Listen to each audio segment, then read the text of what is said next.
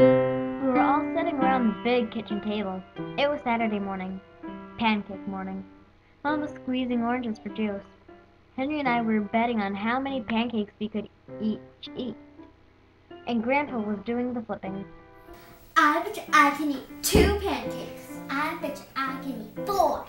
I bet you I can eat 6. I bet you I can eat 10.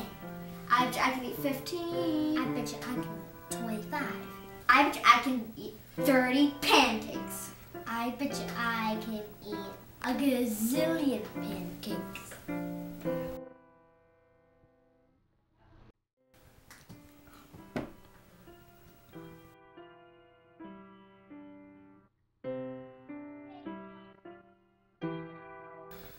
Across an ocean, over lots of huge bumpy mountains, across 3 hot deserts and 1 smaller ocean, there lay a tiny town of Chew and Swallow.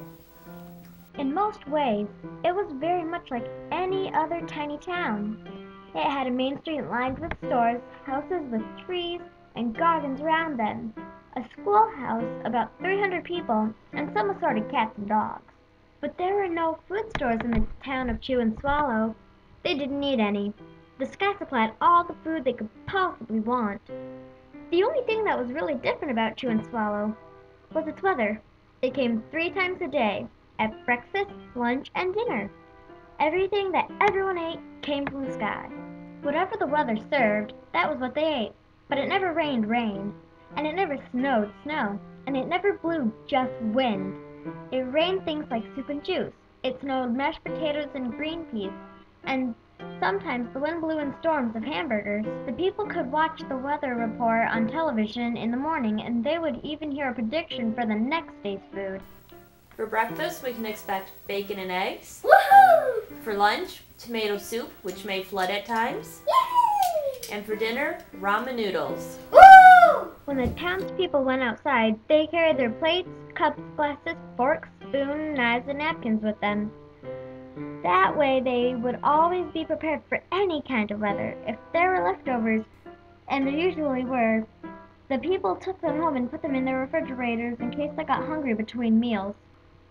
The menu varied. By the time they woke up in the morning, breakfast was coming down. After a brief shower of orange juice, low clouds of sunny-side-up eggs moved in, followed by pieces of toast. Butter and jelly sprinkled down for the toast, and most of the time it rained milk afterwards. For lunch one day, frankfurters, already in their rolls, blew in from the northwest at about 5 miles an hour. There were mustard clouds nearby.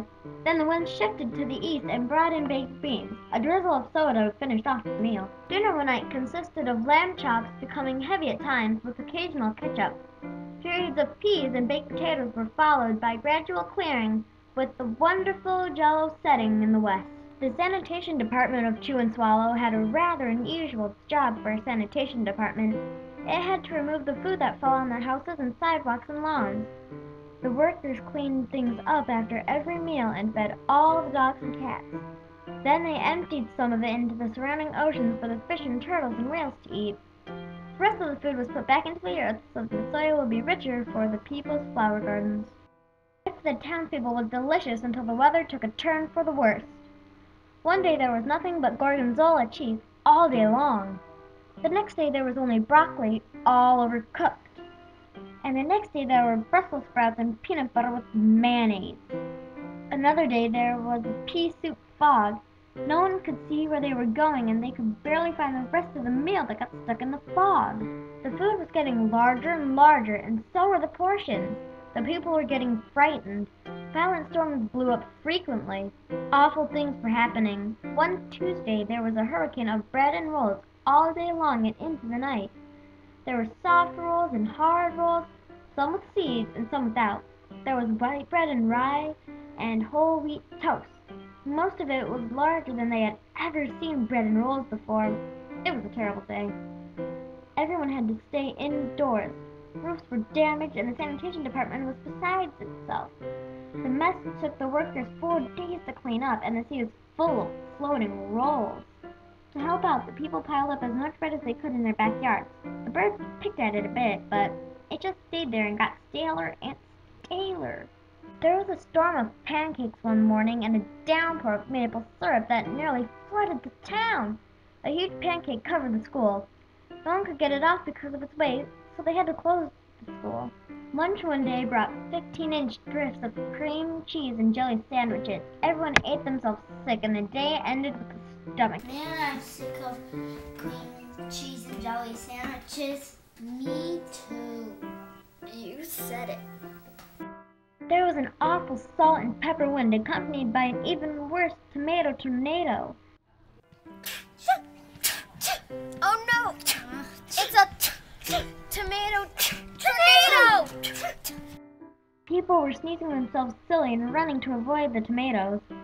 The town was a mess. There were seeds and pulp everywhere. The sanitation department gave up. The job was too big. Everyone feared for their lives. They couldn't go outside most of the time. Many houses had been badly damaged by giant meatballs. Stores were boarded up and there was no more school for the children. So a decision was made to abandon the town of Chew and Swallow. It was a matter of survival.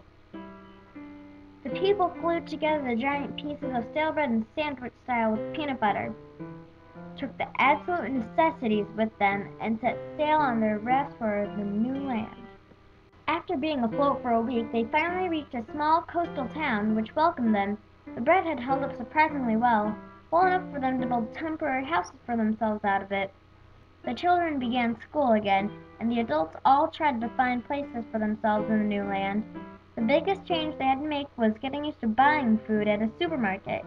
They found it odd that the food was kept on shelves packaged in boxes, cans, and bottles. Meat that had to be cooked was kept in large refrigerators.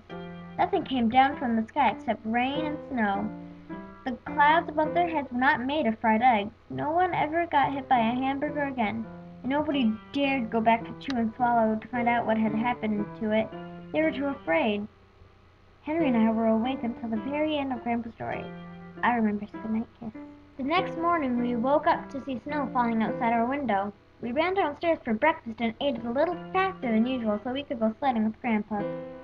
It's funny, but even as we were sliding down the hill, we thought we saw a giant pat of butter at the top, and we could almost smell mashed potatoes.